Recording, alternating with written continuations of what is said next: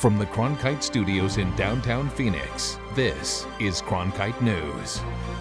Good evening and welcome to this special edition of Cronkite News on Arizona PBS. I'm Matthew Roy and thank you for joining us.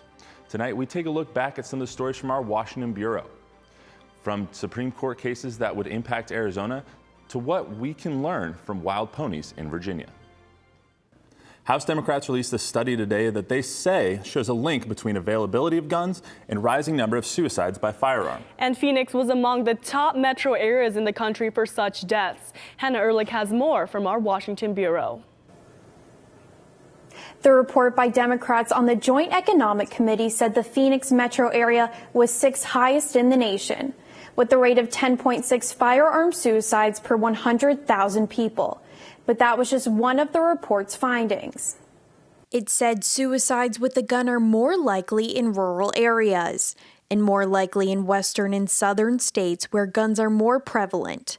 It also showed a steady increase in such suicides over the last 17 years. Robin Lloyd of the gun safety organization Giffords says some groups are getting hit harder than others. I think, as the Congresswoman said, older white men are at the most at risk for suicide with firearms. Of course, there are demographics that are disproportionately impacted. Veterans is one of them. And then I do think that we are seeing an increase of suicide with firearms among young people. The report confirmed that, showing that more than 35% of the men who committed suicide with a firearm in Arizona were 65 and over. That reflected national numbers, which showed older men are more at risk to commit suicide with a firearm. But every group is affected.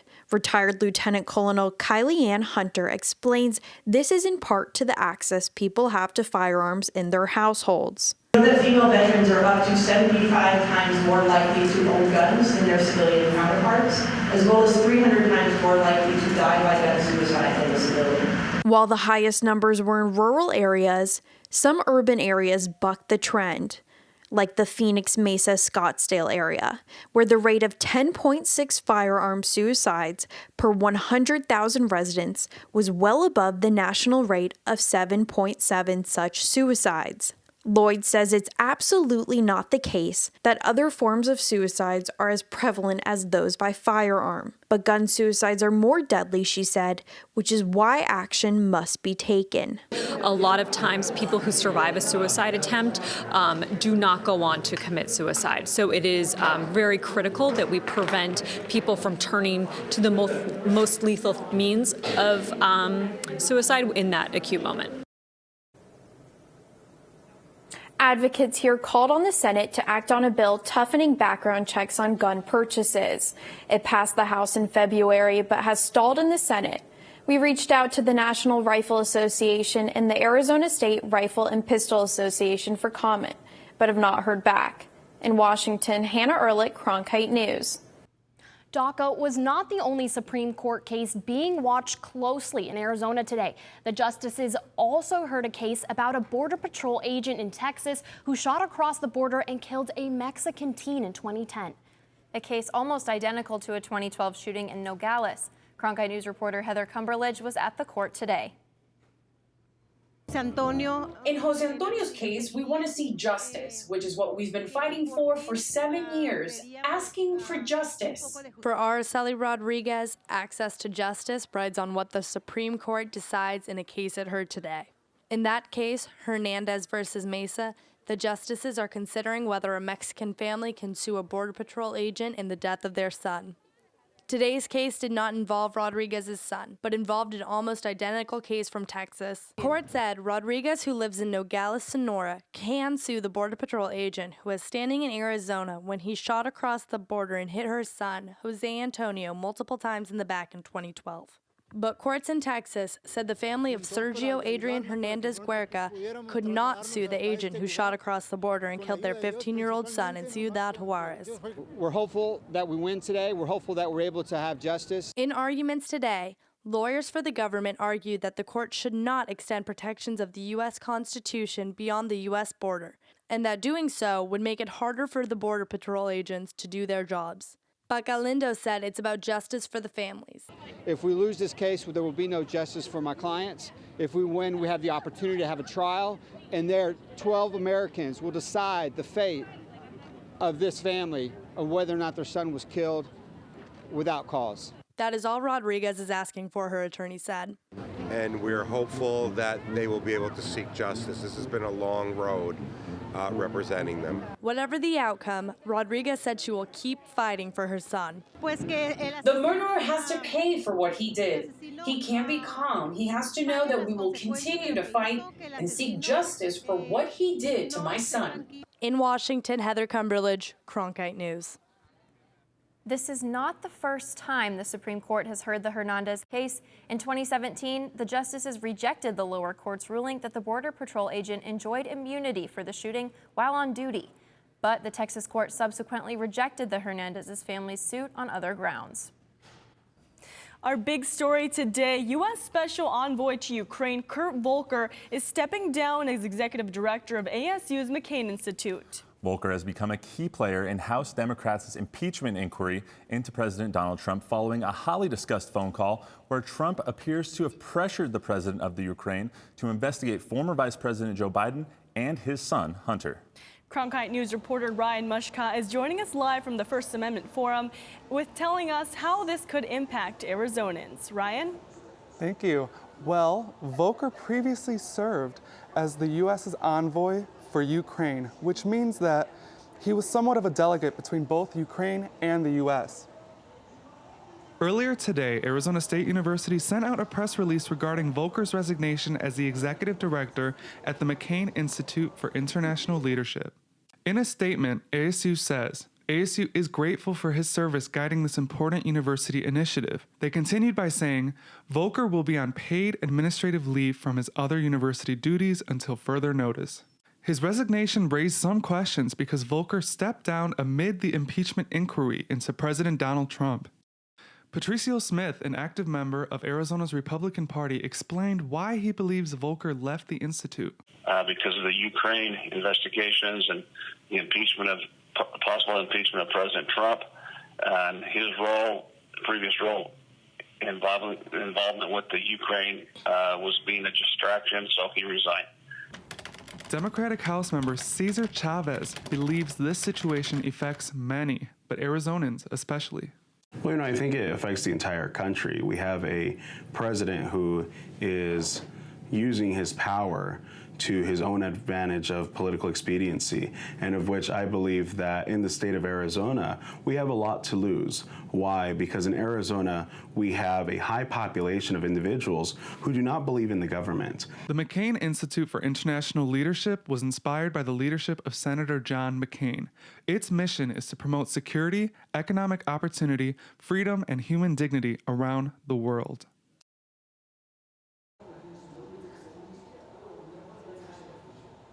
In a statement from Cindy McCain, she wanted to thank Kurt Volker for his hard work and dedication in helping build the McCain Institute into what it is today. ASU's president, Michael Crow, has appointed Nick Rasmussen, the former professor of practice for ASU's Sandra Day O'Connor College of Law, as the acting executive director. In the forum, Ryan Mushcott, Cronkite News. Arizona is one of just 7 states with a Born Alive law that requires doctors to try to save the life of a fetus if it survives an abortion procedure. Now, some in Congress want to make that a national law, but they face an uphill battle, as Hannah Ehrlich reports from our Washington bureau. The Born Alive Abortion Survivors Protection Act has been introduced before on Capitol Hill, and it has failed before. But that didn't keep pro-life lawmakers from rallying today in support of the bill, which is currently stalled in the House. At a sometimes emotional 2-hour rally in the Capitol, advocates and lawmakers took turns sharing personal stories and talking about why the bill is needed. Many were like Arizona Congresswoman Debbie Lesko. You know, the Born Alive bill is, I believe, the most important bill to be offered in Congress because it guarantees that when a baby is born alive from a botched abortion, that it will get medical help just like any other baby would get that's wanted. Arizona's law took effect in late 2017, the most recent year for which statistics are available. The state health department said there were 10 born-alive procedures from August to December, in a year in which there were 12,533 abortions performed in the state. Opponents like Taylor Tucker point to the small number of procedures and to government's intrusion into a medical decision as reasons they say the law is not needed. The big thing about these laws is that they highlight once again and reaffirm what we have always stood for, which is the fact that these sort of personal medical decisions should be done and, be in the person that should have the most agency in that shouldn't be the government, but should be the patient, their provider, and their family and surrounding community. Supporters have a tough fight ahead of them. Even when Republicans controlled both House and Senate, they were not able to win passage of the bill. With the House now in Democratic hands, the bill's backers say the request for a vote has been rejected 80 times by Speaker Nancy Pelosi. Well, I think it's really important for Arizona to know that our Democratic Speaker of the House refuses to put a bill on the floor that would protect a human being's life when they're born alive. Despite Pelosi's opposition, supporters say they are just 15 signatures shy of the 218 they need to force a vote on the bill. But those signatures would have to come from Democrats, only a handful of whom are co-sponsors of the bill. In Washington, Hannah Ehrlich, Cronkite News. The Civil Rights Act of 1964 prohibits workplace discrimination because of a person's sex. But does sex also include protections for sexual orientation and gender identity? That's the question the Supreme Court considered today as protesters on both sides of the issue rallied outside the court. Cronkite News reporter Hannah Ehrlich was there and brings us the story now from our Washington bureau. Today was just the second day of this term, but the Supreme Court was already tackling what is expected to be one of the most emotional questions of its year on LGBTQ rights. That emotion played out on the plaza outside the court, where protesters on both sides of the debate spent hours today making their voices heard.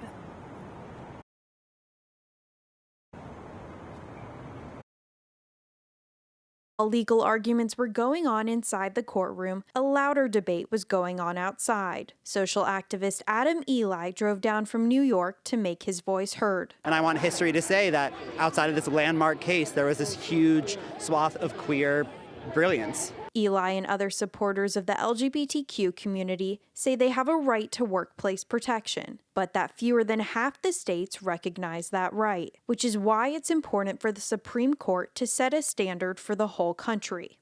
There are 26 states in this country without explicit workplace protections for LGBTQ people. So you can get married in those states on Saturday and be fired from your job on Monday, and we have to correct that injustice. They believe that the protections against sex discrimination under Title VII already cover LGBTQ individuals. But Christina Holcomb, who was here on the #SexNotGender side of the debate, says the wording of the law is plain. American business owners should be able to rely on the law. And what the other side is trying to do in this case is essentially use the court system to redefine the word sex to mean gender. And if it's able to do so, that will create chaos in the law and frankly be harmful to women and girls across the country. Tammy Fitzgerald, who is executive director of the North Carolina Values Coalition, says there is a difference between the terms sex and gender identity. And yet we have groups, as you can see here, who are advocating that sex ought to mean gender identity and sexual orientation as well. Phoenix resident Juan Hinojos disagrees. He hopes the court will rule in favor of the LGBTQ workers, but admits he's not at all sure how this court will rule. Supreme Court conservative majority, it's kind of tough to tell exactly where this is going to go, but one can only hope, obviously, that it goes towards the way that we would like it to go, with a non-discrimination against LGBT people and trans people. Lying, despicable, lowlife, those were just some of the words President Donald Trump used today to describe House Democrats and their impeachment inquiry. Republicans have been rising to the president's defense for the most part, and now an Arizona lawmaker is taking the reins of the conservative group that is squarely on Trump's side. Cronkite News reporter Heather Cumberledge has the story from our Washington bureau. It doesn't come with an office or a staff or a pay raise, but colleagues say it was still kind of a big deal when Arizona Congressman Andy Biggs took over yesterday as chairman of the Freedom Caucus. I'm excited that Andy Biggs is going to be the chairman of the Freedom Caucus. I mean, this is a very influential caucus throughout the United States, and our own Arizona, Andy Biggs, is now the newly elected chairman. Biggs was elected September 10th to lead the group of hard right House members, and he came to the job with an agenda and an arsenal of tweets. Number one is to continue pushing the conservative agenda in Congress and working with the system that we have. The second thing is we want to realize that, and we do realize that the 2020 election is right around the corner, and we have to get that, we think we need to get that majority back. Former chairman and Freedom Caucus founding member Jim Jordan of Ohio praised Biggs' selection in a statement. He said, "Representative Biggs is a leader. He will do a great job as chairman of the Freedom Caucus, fighting for the countless number of Americans who feel this town has forgotten them." All 4 of Arizona's Republican House members belong to the caucus, and Biggs noted that fellow Arizona Representative Paul Gosar is chair of the conservative Western Caucus. Biggs said he hopes to continue to use the caucus to advance national issues. Well, Congressman Jordan and Congressman Meadows have just built this great foundation and lifted the Freedom Caucus to a national platform, and we're going to continue working on that. But also for Arizona issues. Plan that we did that had nothing to do with Freedom Caucus, but it would have been nice to be able to go to Freedom Caucus and say, this is why this is important. Passed unanimously out of both houses, but it really, I think, allows us to raise some of those issues the way my colleague Paul Gosar has with the Western Caucus. Biggs is just in his 2nd term in Congress, but Lesko said she is confident he can do the job. I trust him.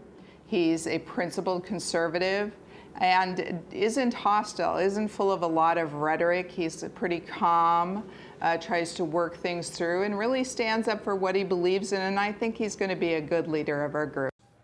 The election may be a year off, but lawmakers, advocates, and celebrities at a recent gathering in Washington say it's not too early to start talking about issues affecting Latinos, especially the next generation of voters. Cronkite News reporter Brian Peach has the story from our Washington bureau. Advocates at the Senate Latino Summit here said that as more and more young Latinos reach voting age, their voices and votes will become a larger part of American politics. And about a quarter of them are Latino.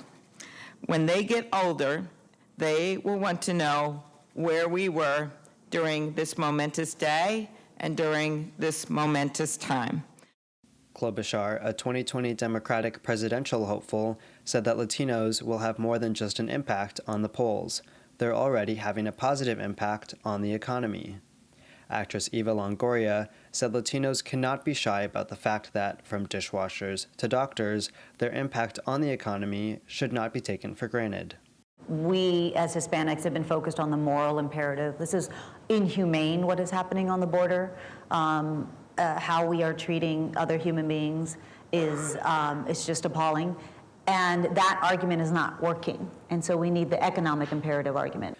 The summit covered everything from DACA to voting rights to immigration policy, matters that lawmakers and advocates urged Latino voters to take into their own hands. If we want to determine our own future instead of someone else determining our future, then we need to be engaged, we need to go out and vote, and we need to participate in the political process, because when we don't, we let someone else decide for us. In Washington, Brian Peach, Cronkite News. The 20 by 2020 plan was supposed to ease Arizona's chronic teacher shortage by raising their pay 20% by 2020. But at the start of the school year, there were still, yep, you guessed it, 20% of teaching jobs still vacant. Despite slow progress, state officials say the state's moving in the right direction, as Hannah Ehrlich reports from our Washington bureau. Doug Cloushey says that when it comes to recruiting teachers, there are some things he can't change about the Chinle Unified School District. I think the challenge right now is the remoteness of the area itself. But Closhie, the associate superintendent in Chinle, says the district has changed the things it can, namely better pay and benefits for teachers. Well, Chinle Unified has made strides in salaries, which, as you know, is very significant to teachers. We are in the top 5 districts in Arizona now. Very competitive in our salaries, good packages for health and apartments and so forth. Closhie was in Washington yesterday for a panel on recruiting and retaining teachers, a problem in Arizona where 20% of teaching jobs were vacant when this school year started. Nearly half of the jobs were filled by teachers who were not certified, but one Arizona educator said certification is not as pressing a problem as vacancies. Some of the certification requirements have changed over the years to allow for more alternative routes to certification. We think that's a bit of a step in the right direction. Larson, director of the Arizona Department of Education's Educator and School Excellence Division, said another step in the right direction is the state's 20 by 2020 plan. Passed after the Red for Ed protest, it promised a 20% pay raise for teachers. Closhie agreed that it makes a difference. By attracting teachers to Chinle, he said, the district went from D and F ratings to C's and B's. Both men said there is still work to be done. Larson pointed to special needs students. Yeah, they are our highest need area in the state, particularly in high poverty areas and minority areas. But Closhie said they have started to turn the corner. The biggest concern is always the ever-increasing achievement gap in reading and math. I think one of the ways we transform our societies is by creating those critical thinkers. In Washington, Hannah Ehrlich, Cronkite News. Wireless access is something most of us take for granted. We shop, we search, you may even be watching this show on a mobile device. But in rural areas, particularly tribal areas, broadband access can be spotty when it's available at all. That problem was the topic of a meeting today in Washington, as Hannah Ehrlich reports from our Washington, D.C. bureau. One speaker at today's National Tribal Broadband Summit said access to reliable, high-speed broadband is an important equalizer for rural areas. But access in those sparsely populated areas continues to be a problem, which is why the government is stepping in. Federal Communications Chairman Ajit Pai touted a 10-year, $20 billion program to help service providers reach those remote areas. The FCC recently launched my proposal to create a $20 billion reverse auction to connect homes and small businesses. We are calling this our Rural Digital Opportunity Fund. The plan continues an Obama-era program. Under the so-called reverse auction, companies submit bids to provide service, and the FCC awards funding to help those with the lowest bids deliver it. White House official Doug Holscher told the summit audience that access to broadband is an important way to empower citizens and to be an equalizer for communities across the country.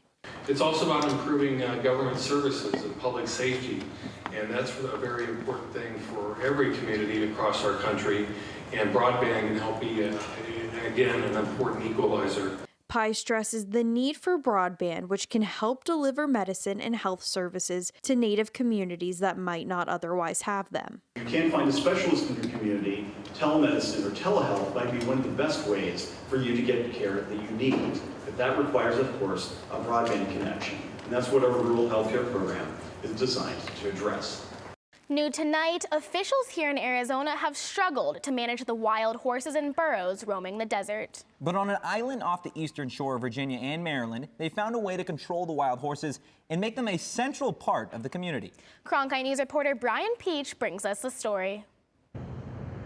Here on Chincoteague Island, ponies are everywhere. From stores to restaurants to the high school mascot, the island's wild horses are a pillar of the community and the local economy.